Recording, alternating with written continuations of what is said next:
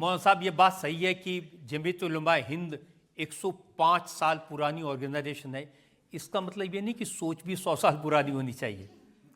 اور آج کے جو نوجوان ہیں وہ شکایت کرتے ہیں, وہ کہتے ہیں کہ جب ہم دیوبند میں جاتے ہیں تو نئے زمانے سے دور رکھا جاتا ہے, جیسے لڑکیوں کو ریلز نہیں بنانی دی جاتی.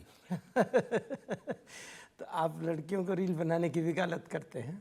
ہاں, میں تو چاہتا ہوں ریلز بنائیں اور انسٹاگرام پر پوسٹ کریں.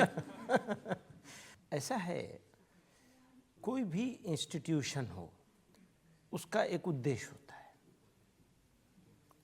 اس کی مثالیں بہت سارے مین اسٹریم ایجوکیشنل انسٹیٹیوشنز میں آپ کو ملیں گی, جہاں موبائل رکھنے پر اور یونیفارم پر اور اس طرح کی کئی چیزوں پر پابندیاں ہیں.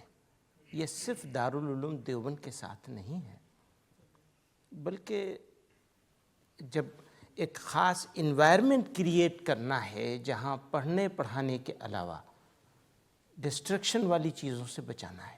اس کو تو آپ مانیں گے کہ ماڈرن زمانے کی چیلنجنگ چیزوں میں سے ایک چیز موبائل کا مس یوز ہے, یا ضرورت سے زیادہ یوز کرنا, استعمال کرنا ہے. یہ پرابلم صرف انڈیا کی نہیں ہے بلکہ گلوبل فینومینا ہو گیا ہے. اس کی وجہ سے کئی طرح کی نئی بیماریاں پیدا ہوئی ہیں, ان کو نیا نیا نام دیا جا رہا ہے.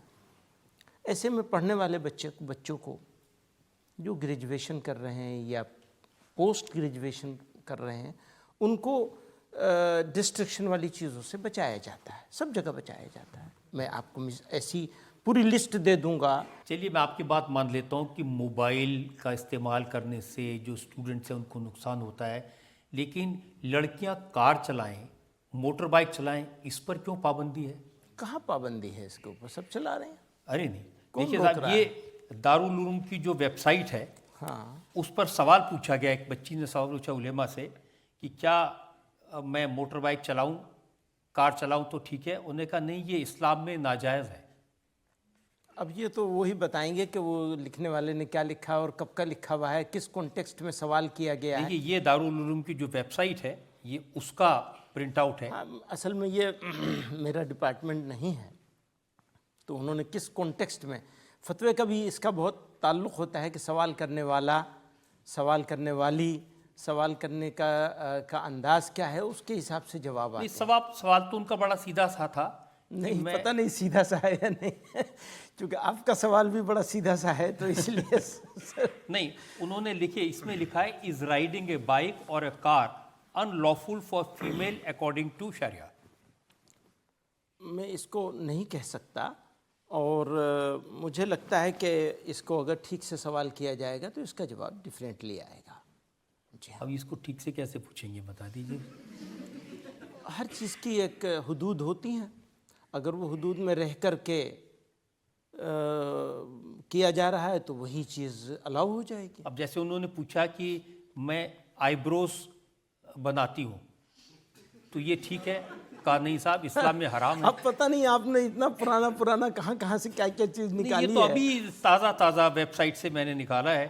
جو ہمارے ینگ لڑکے لڑکیاں ہیں وہ یہ سب سوال پوچھتے ہیں. ہاں, پوچھنا بھی اسلام چاہیے. میں جو نئے ایشوز کھڑے ہو رہے ہیں لوگوں کو, نئی چیزیں آ رہی ہیں زمانے میں یوز کرنے والی, میک اپ کے لیے ہو. اب اس میں یہ بھی پوچھا انہوں نے کہ فیشیل کرانا, ٹیٹو بنانا, یہ بھی حرام ہے, ناجائز ہے اسلام میں. ہاں, ٹیٹو بنانے کے بارے میں تو میں جانتا ہوں کہ اس کو ناجائز مانا گیا ہے, کیونکہ اس زمانے میں بھی بنایا جاتا تھا, تو اس کو وہ تو کلیئر ہے بالکل, اس میں تو کوئی ڈاؤٹ نہیں ہے.